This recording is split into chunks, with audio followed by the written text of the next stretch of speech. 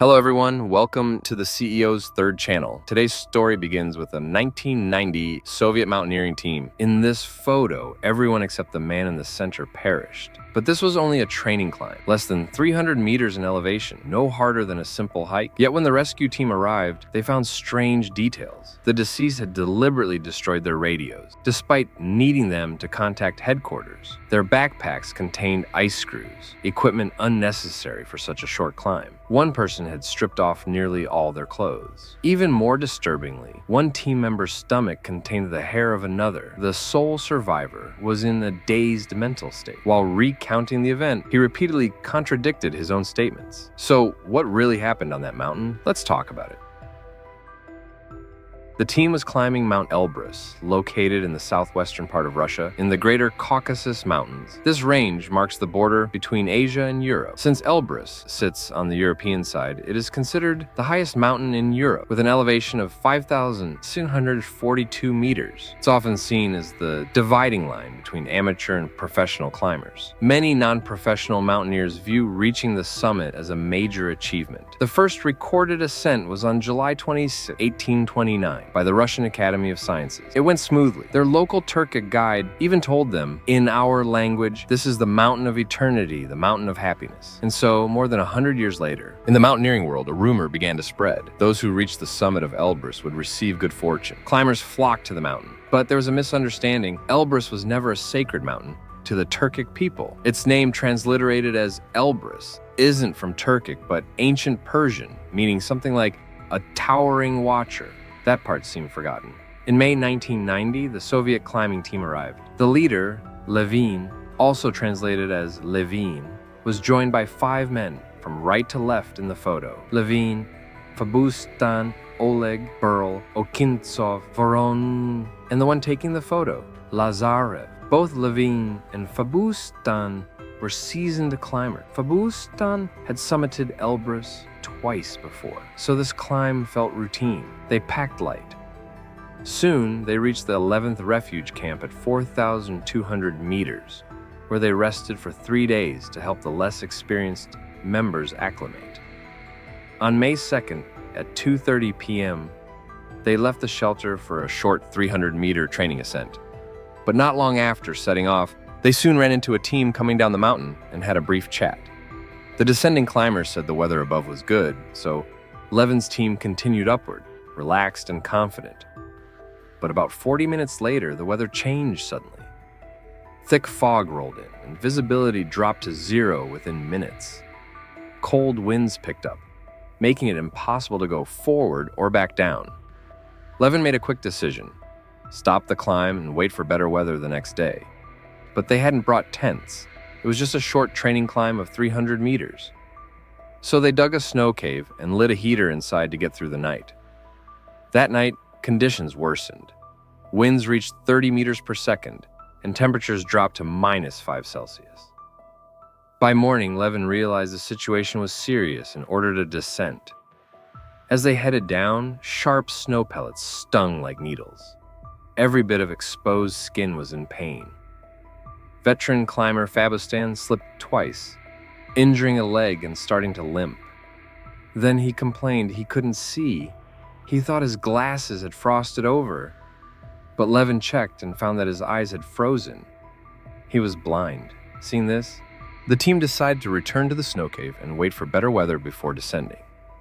On the way back, they encountered 2 Japanese climbers also trying to descend and invited them into the snow cave.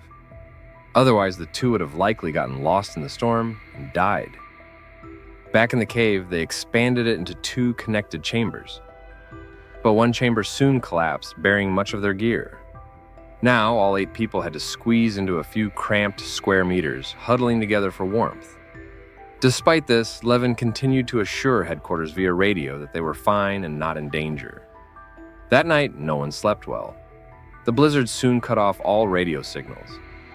On the morning of May 4th at 7 a.m., Levin finally sent a distress call, requesting a rescue team.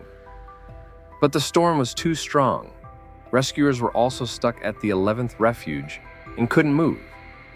So Levin's team waited, again, from morning until night, trapped high on Mount Elbrus. This was their final night. As snow piled heavily on the cave, they kept narrowing the entrance to preserve heat. But in doing so, ventilation dropped. The heater inside began releasing carbon monoxide and carbon dioxide, causing many to feel dizzy and struggle to breathe. Levin, Lazarev, and Voronin managed to crawl out and clear the snow. In their daze, they saw the sky had cleared, the 11th refuge below was visible. But by then, Fabistan could no longer walk, and Oleg was delirious, likely suffering brain damage from oxygen deprivation. Even though it was still night, the clear weather should have prompted someone to descend for help. Yet strangely, no one did. They all remained in the damaged cave, waiting for daylight. When the sun rose on May 5th, most never saw it again. Of the 6 Soviet climbers and 2 Japanese, only Okintsov had enough strength to crawl out into the morning light.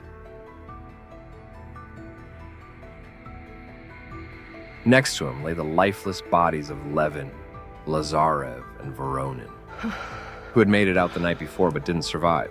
There was no heartbeat or breath left in the bodies. One of the Japanese climbers had vanished without a trace. Soaked and freezing, Okintsov had only one thought in mind: get down the mountain. He was lucky. On his way down, he encountered a rescue team and was saved. The rest of the rescuers found Oleg, who was mentally unstable. They brought him back to the 11th refuge, but he died shortly after. Fabistan also made it back to the shelter, but succumbed to hypothermia. In the end, only Okintsov and one of the Japanese climbers survived. The other Japanese climber was later found frozen to death in an ice crevice. There is little information about this tragedy online.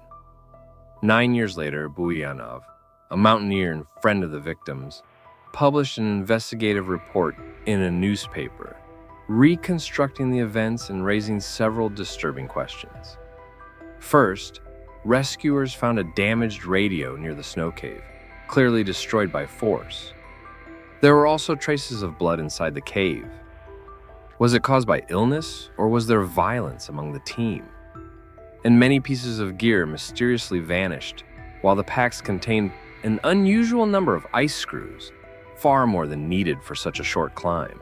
Ice screws are typically used for climbing steep, icy slopes, but this route was no more than a hike, so why did they bring so many?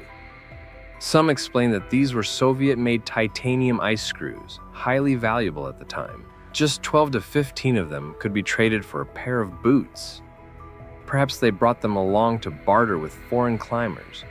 But how could they be sure they'd even meet other climbers on the mountain? Then there's the unsettling detail of the 3 nearly naked bodies. Jackets, pants, and boots were all removed. They froze to death outside the snow cave. Autopsies revealed that one climber's stomach contained strands of another teammate's hair. Was it the heater's gas causing hallucinations? Was it hypothermia leading to irrational behavior? But it's hard to ignore. This team included seasoned mountaineers and even a doctor. Wouldn't they have known the risks of carbon monoxide poisoning in a sealed cave?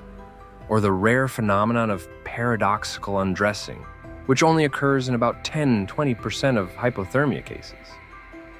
Yet 3 people undressed. And the hair in the stomach, what could explain that?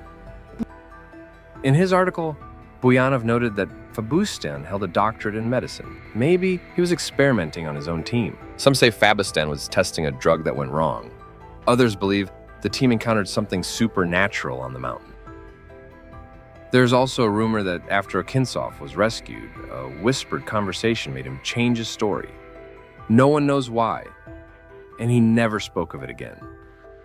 In the end, no theory fully explains what happened on Mount Elbrus. And perhaps we'll never know. The mountain kept its secrets. As Buyanov wrote, "I don't seek blame, only truth and a lesson for the living." That's today's story. Thank you for watching and stay safe out there.